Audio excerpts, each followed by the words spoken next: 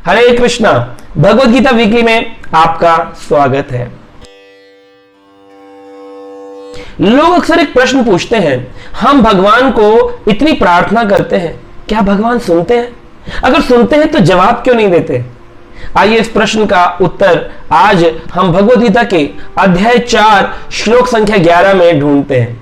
भगवान श्री कृष्ण ने इस श्लोक में कहा, ये यथा मां प्रपद्यन्ते तांस्तथैव भजाम्यहम् मम वर्तामनुवर्तन्ते मनुष्या पार्थ सर्वशः। भगवान कहते हैं, ये यथाम माम प्रपद्यन्ते, जो जितनी प्रतिशत मेरी शरण में आता है, तांस्तथैव भजाम्यहम्, उतनी ही प्रतिशत मैं भी उस व्यक्ति के जीवन में आता हूं। क्या कहना चाह रहे भगवान इस श्लोक से?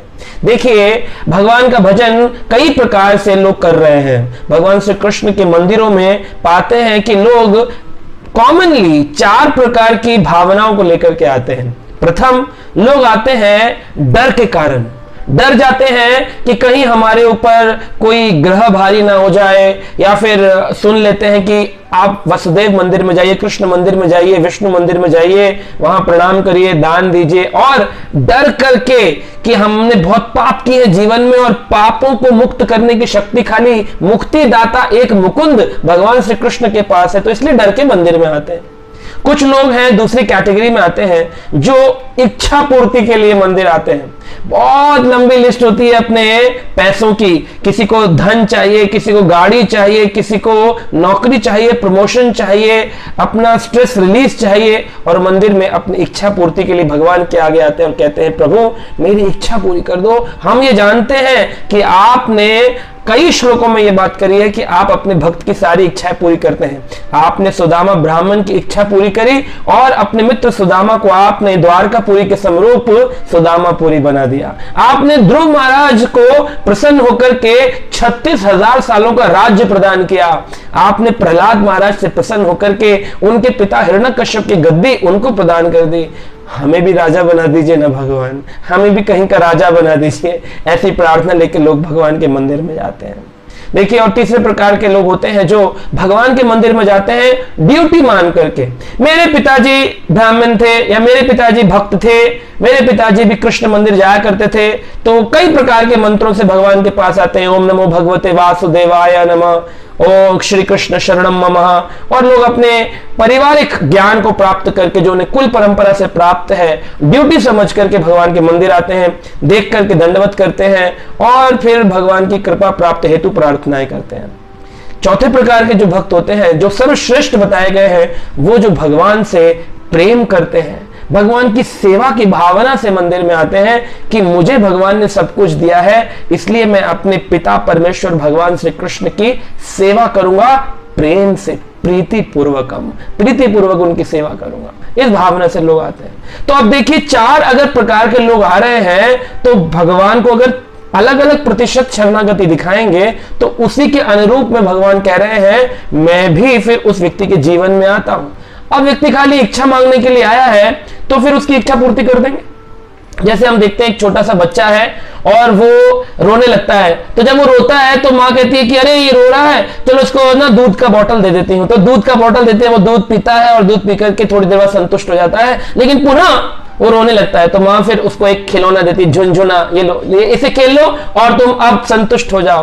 कुछ देर झुनझुना खेलकर भी संतुष्ट होता है, लेकिन उसके बाद भी जब वो ना दूध से ना खिलौने से संतुष्ट होता है और वो अपनी माँ की आतुर पुकार करता है, माँ मुझे एक बार आकर के उठा लो। जब वो रोता है तो माँ पहचान जाती है कि अब ये सारी चीजों को रिजेक्ट कर रहा है, इसको क्या चाहिए, सिर्फ मैं चाहिए, और फिर बच्चे को वो गोदी में उठा लेती है और अपने गले से लगा लेती है। ऐसे ही अगर हम इच्छा पूर्ति के लिए जाएंगे तो भगवान इच्छा पूरी कर देंगे, कोई खिलौना दे देंगे, ले गाड़ी रूपी खिलौना ले ले।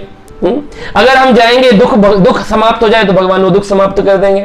अगर हम जाएंगे कि मुझे दूध चाहिए, पानी चाहिए, खाना चाहिए, अन्न धन संपत्ति दे दो, भगवान वो दे देंगे। लेकिन अगर मैं रोऊंगा भगवान से कि हे प्रभु मैं आपका मंत्र जपता हूं, हरे कृष्ण कृष्ण कृष्ण हरे हरे, हरे राम राम राम हरे हरे, हे प्रभु कृपया करके मुझे आलिंगन करिए, मुझे आप अपनाइए, मेरी प्रार्थनाओं का जवाब दीजिए, मुझे आपसे मिलना है। जब कोई व्यक्ति भगवान से मिलना चाहते हैं तभी भगवान भी उस व्यक्ति से मिलेंगे। ये बात भगवान ने यहां बोल दी है एक छोटा सा गांव था।